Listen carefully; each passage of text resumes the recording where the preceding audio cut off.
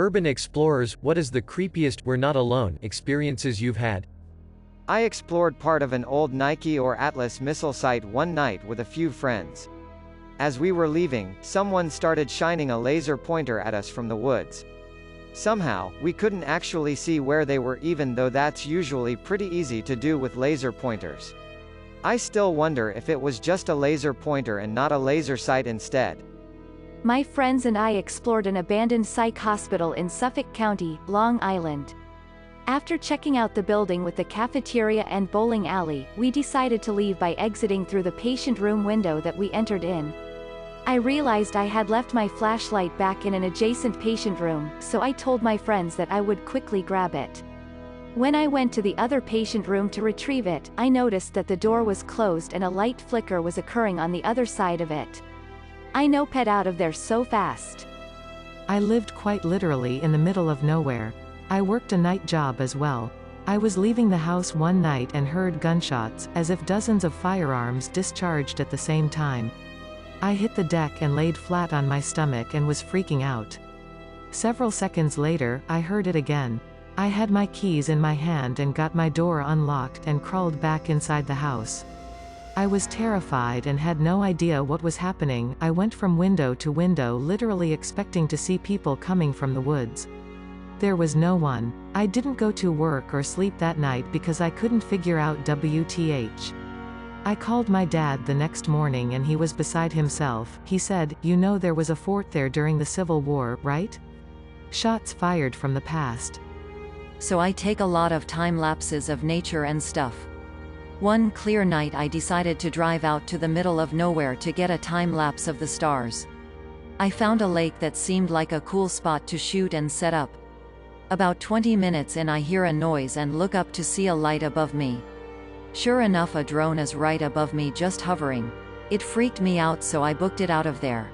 I later learned I was trespassing on government property. My friends and I grew up in a town that had a large abandoned psychiatric hospital. People went in there all the time, and we decided senior year of high school to sneak in at 2ish am. We get in with flashlights and start just exploring. We get up to the 3rd floor and start hearing footsteps. We turn the flashlights off and hide in a room. We watch this big black figure shuffle by the door and down the hall. We ran the opposite way to another stairwell and got the bleep out. I'm sure it was just some homeless dude or something, but Jesus Christ, we were spooked for a while. So there's a moderately well-known abandoned mental hospital close to my town. A few months back, a few friends and I went to explore a bit. Not a rare thing for people here. We found this setup of a few folding chairs and a couple of old mattresses with blankets and whatever else you'd imagine on them. We chilled there for about 10 minutes and then went on with our adventure upwards. Pretty uneventful from then on. A few really cool graffiti murals, awesome view from the roof. When we were coming back down, we passed through the room and all the chairs were folded up and neatly stacked against the wall, and the beds were made. Or at least as close to that as it could have been. Whoever did it would have most likely known that we were there and waited for us to leave to do all of that, as it was only a time frame of about 45 minutes. No threats or anything, just an eerie feeling of being watching in an abandoned mental hospital. Edit, Kings Park Psychiatric Center. I replied to like 4 of y'all and got about 20 others asking LMAO. My friends and I were exploring an abandoned restaurant in this beach town one winter night. We snuck in through a broken window on the shore side, to avoid being spotted by any cars driving by. Overall, inside it was your typical abandoned restaurant, but was still really cool to check out. There was a long bar, tables tossed about, etc. We walked downstairs into a wine cellar, and started walking through the labyrinth of hallways. The basement was deceptively larger than we would have expected for a beachside restaurant.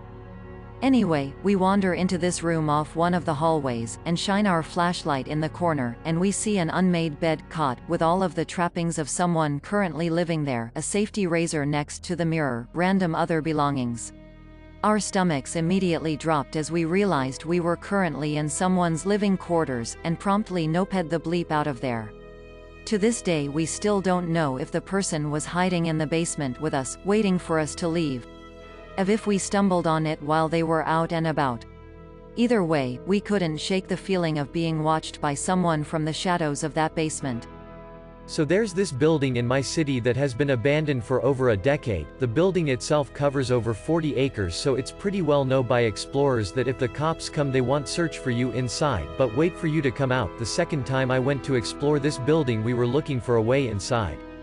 Keep in mind this is taking place early in the morning, maybe 3 a.m. We come across this section of the building that was a large outdoor amphitheater. We walked down to the center and went up to the boarded up windows, and ever so faintly on the other side of the wood you could hear someone talking to themselves. We got the bleep out of there. The area I'm currently in is a touristy beach place, so being winter it's completely devoid of life. There's a lot of apartments, hotels around that are just shells, no windows or doors.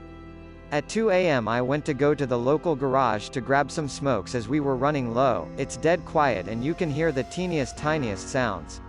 I was walking past one such building when I felt like I was being watched. I looked up and around but I couldn't hear or see anything, so I carried on walking but slower now, trying to be as quiet as possible while listening for anything strange. Suddenly every single dog around just went crazy barking, like dead silence to deafening barking in a second. Made me jump 10 feet, looked up, and on the third floor of an apartment that got no windows or doors put in yet is a single dog just staring at me. I literally turned around and walked straight back home and figured that I'd just go at a more reasonable time. Definitely not urban, and more sweet than scary. I was once camping in the desert, at least 30 miles in every direction from any human settlements. When I woke up, there was a full, cold, 5-gallon jug of water outside my tent. This was back in summer 2012. Every morning my mom used to take me and my brother to our grandparents, while she went to work. My grandparents lived in a really isolated rural zone. Near my grandparents' house there was a huge abandoned factory, and I've always wanted to go to see what was in there. So I begged my uncle, he lived at my grandparents' house, to explore that building. He said yes, so we went to the building and searched for an opening to get inside. Once inside, we started to look around the place, and obviously found nothing except old machines and stuff like that. When we was about to leave, we heard noises coming from upstairs, and then steps. We saw a shadow coming towards us, so we got the feck out of there running. A few days later, I was at my grandparents' house with all my cousins. Suddenly, the neighbors rang our doorbell, and told us that there was someone breaking into our back garden. My uncle went out to check while one of my cousins called 112 local police number. Soon after the call, my uncle came back inside, and he told us that he saw that guy that had broke in, running towards the old abandoned building. I never discovered if the guy in the building and the other in the garden were the same person. Pretty bleeped up story. I live in a big US West Coast city. In a neighborhood where most homes go right up to the sidewalk property line and have a yard in back. My place is the opposite, houses at the back of the lot, front yard keeps me buffered from street noise. It's a nice, dark little oasis in the city. My house has a double door, split door, so the top can open independently of the bottom. I often leave the top open when the weather's nice. I'm sitting on the couch in the living room, all of 15 feet from the door. It's nighttime, I'm reading, and the door's more or less directly in front of me. The porch light's off, yard's dark, the only lights from the dimmed reading lamp I'm using. The wind keeps blowing the top part of the door open, closed, open, closed. I'm used to it, happens all the time, doesn't sound out of place. Until the door kind of misses a beat, I don't hear it thud closed. I look up, and it's perfectly still, only open 2 or 3 inches. It's one of those WTF are my eyes seeing moments. There's like a 15-mile-per-hour wind outside. How's the top part of the door partially open and perfectly still? Then my eyes or brain recognizes it, the outline of a hoodie, drawstrings, hood up. In that instant I am frozen and my heart is pounding. Someone is literally standing right there, hood up, holding my door open. I can't see his face, but he sees me noticing because he says, "You should keep your doors locked, mother bleep ing what?" Now my adrenaline kicks in, I jump up shouting, he bolts. I get the porch light on in time to see him running out the gate. I still wonder how long he'd been standing there or WTF he was doing, thinking. The door has been very bleeping locked since then. Not urban, but definitely rural. Was good friends with a guy whose property abutted a forest. He loved to go walking through the woods at all times of the day and night since he was a kid, and this part of the forest was the opening to a broader state park, preserve. Anyway, one day, he comes into work and is so excited to tell us he found a large, 2-story cabin in the woods he had never seen before. So, it's been about 20-ish years of walking through that area since he was an early teen. He described it in great detail, and was sure it was abandoned, even though there was still furniture in there. So, we, of course, were up for an adventure, and it would be neat to have a hangout that's off the grid. A week or so later, we head out with him. All of this time, he's been ridiculously excited about the place, and says he has been to it a few more times, so he knows the best way to get there. After about an hour, he gets really depressive and confused, and he tells us that the house should be right in a clearing that we just walked into. And it was a massive clearing, too, large enough for a house, at least. But there was no house at all. We walked outwards in circles for another few hours, thinking he got lost along the way, but nothing. He was completely upset by this, and he showed us marks he had made on trees that pointed to the clearing house. By the time we got back to his house, he was almost in tears.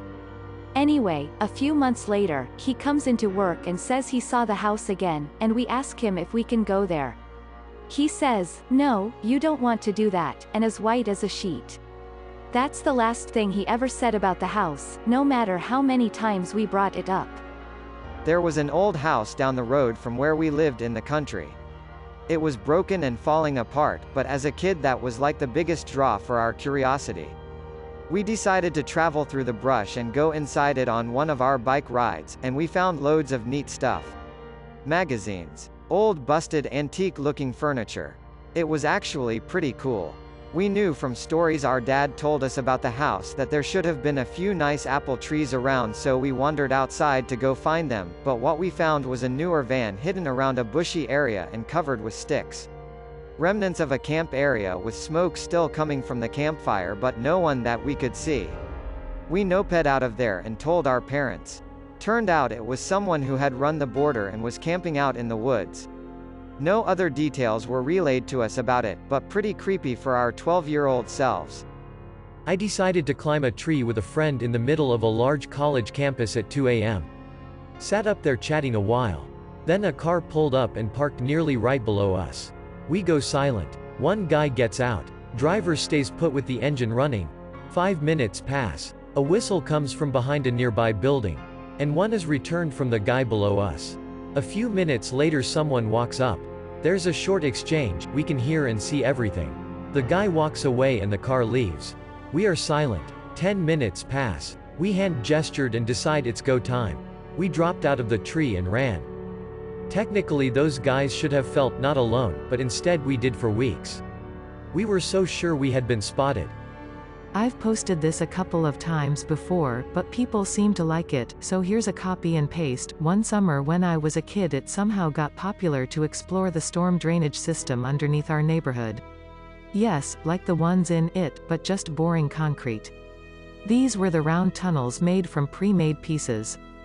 Getting into the pipes required crawling through a tight fit for 15 to 20 feet, but after that you could stand.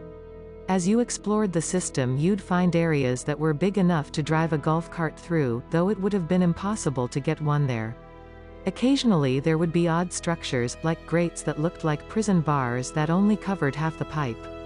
Very rarely there would be light coming in from a grate in the road above, but most of the time we needed flashlights to see anything at all. Every single sound was nerve-wracking, because technically there shouldn't have been any sounds other than running water down there. Of course, we weren't the Goonies, so we didn't have a map or the sense to make one as we went along. Most of the local kids had gotten to know the system well enough to navigate though, and we figured out that if you got lost, you just always chose the turn that led to a bigger pipe, because the biggest one ran about a half-mile outside the neighborhood and emptied, in a 15-foot plunge, into a local pond and creek. Well, one day my brother, who was essentially fearless, and some friends decided to go a different direction from the main junction to explore a tunnel none of us had ever ventured to. I admit it, I was too scared. I don't know why on that day I was creeped out, but I was. So 2 friends and I stayed in the junction while my brother and his 2 friends went exploring. After they were gone for 10 or 15 minutes, we heard terrified shouting and running footsteps echoing down the tunnels, coming toward us. My friends ran. I wanted to run, but that was my brother down there. Finally, through the dark tunnel I heard one of my brother's friends shout, "Go." We all ran the big tunnel, because instinctively we knew that whatever was down there would catch us if we had to shimmy back through the small pipes to get out the way we came in.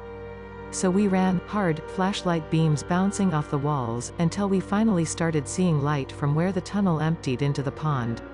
One by one we all reached the drop and just kept running into thin air, falling into the pond below. I was terrified of heights and I didn't even know how to swim, but that didn't stop me. As I was making my way to land, my brother and his friends came shooting out of the pipe and into the pond. For a moment I thought they had been playing a prank on us. But no, my brother immediately insisted that we all go home. He wouldn't even tell me what happened on the entire, dripping wet, almost a mile walk. The whole group went to my house and my brother, knowing we would all get in trouble, told my mother where we were and what we had been doing. He also told her that when he and his friends reached the next junction in the tunnel they were exploring, they came across a spot where light was trickling in from above.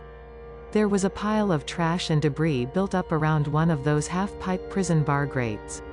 And laying within that pile of trash, they saw a man, who upon hearing them, raised his head, reached out towards them, and started crawling out of the trash in their direction. So they ran. My mother called the police. They asked my brother to guide them to the location in the pipes where this happened. They found exactly what he described, but the man was gone.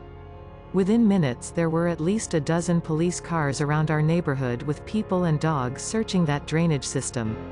They wouldn't tell us any details, but we do know that they never found the man. The dogs followed his scent to the end of the pipe at the pond, but they never picked up the scent anywhere on the ground around the pond or creek. As far as I know, none of us ever went into the storm drains again.